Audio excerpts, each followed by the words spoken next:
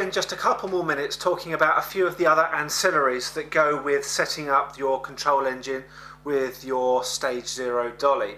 I guess a couple of the things that I want to sort of look at are going to be, now obviously you can see my camera here is mounted onto the dolly, and this is really what I wanted to focus on. What I'm actually going to do is I'm going to just release and take off my camera here.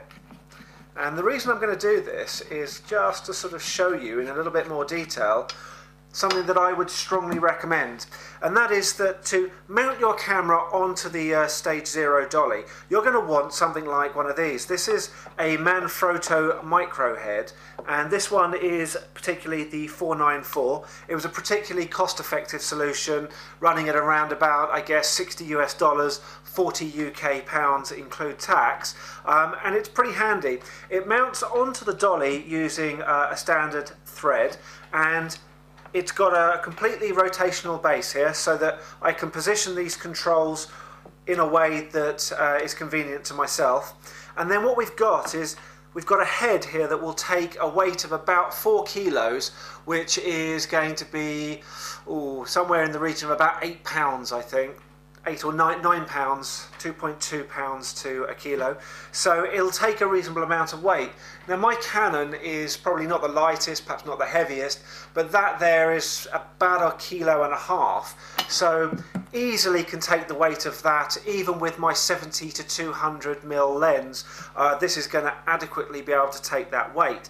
Now it's got a pivotable ball head that I can move backwards and forwards. As I say, I can rotate the base, but the nice thing is that once I've got the camera on here, and I'm going to show you by putting it back on, just going to mount this back onto the camera.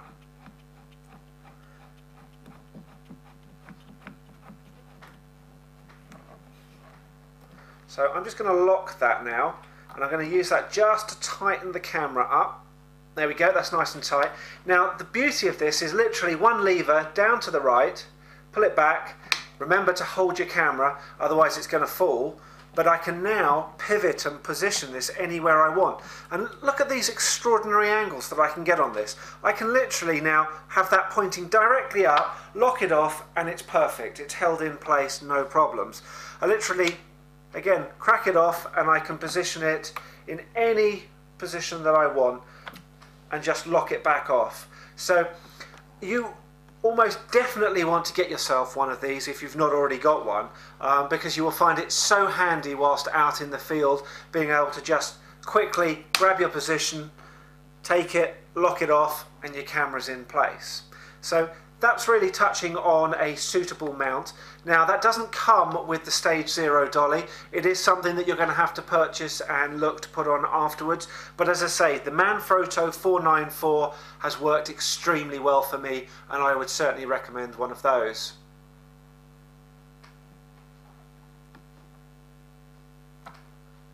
Right, something else that I want to touch upon is power.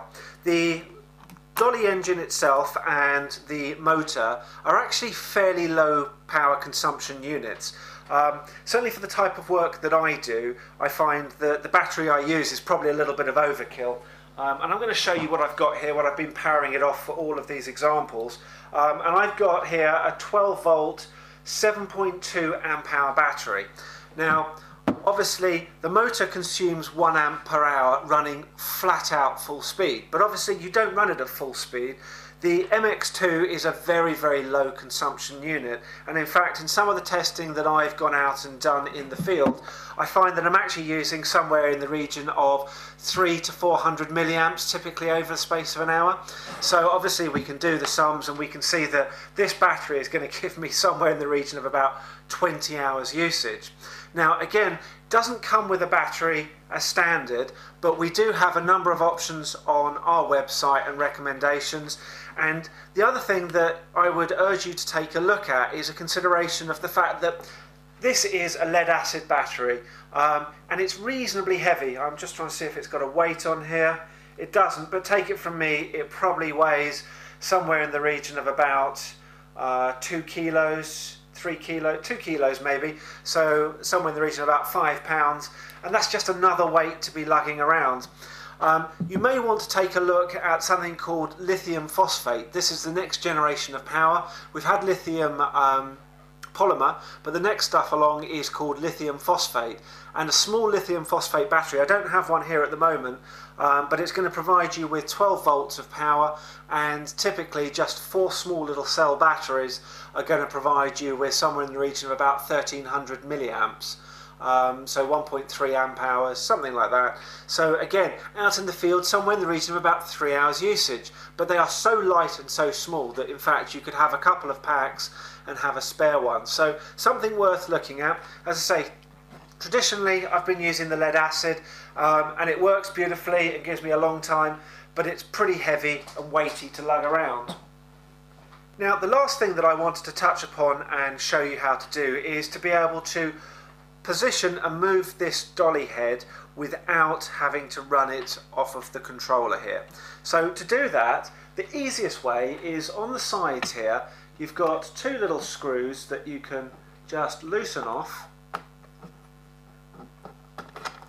and that's going to now loosen up the belt, and as you can see the belt is now quite slack, and what that allows you to do is to be able to feed that through, and you can now just release it off of the main cog, and that will allow you to just feed the dolly along, and you can now just position it and just feed the belt through the system.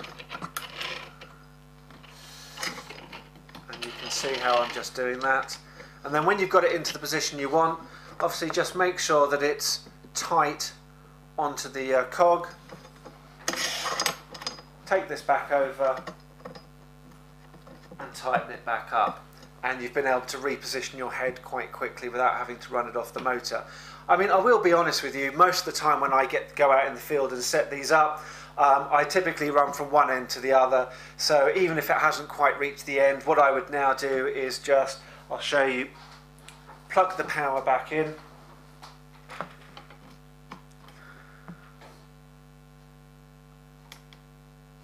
wait for this to power up, go into the manual move, enter, axis 1, take the speed up, and then using the left and the right arrows we can move the dolly head.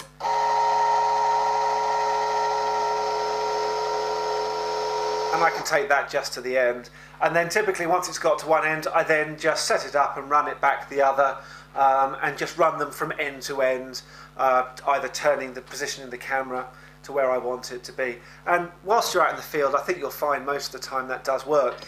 The only benefit it has of being able to release it and run it from one end to the other is the fact that what you're going to often want to do, I guess, is when you've got it set up, especially if you're going with some extreme angles, is to be able to look through the viewfinder and get a feel for what your starting shot is going to look like, and then move the dolly head all the way to the other end and again see what your finishing shot is going to look like, to make sure that the main focal point is obviously still in view on the lens, and make sure that it's giving you the start and the finish position that you're hoping for. So that is really going to be the main reason as to why you're going to just want to release this off the belt and slide it along, but otherwise running it on the motor really works very, very well.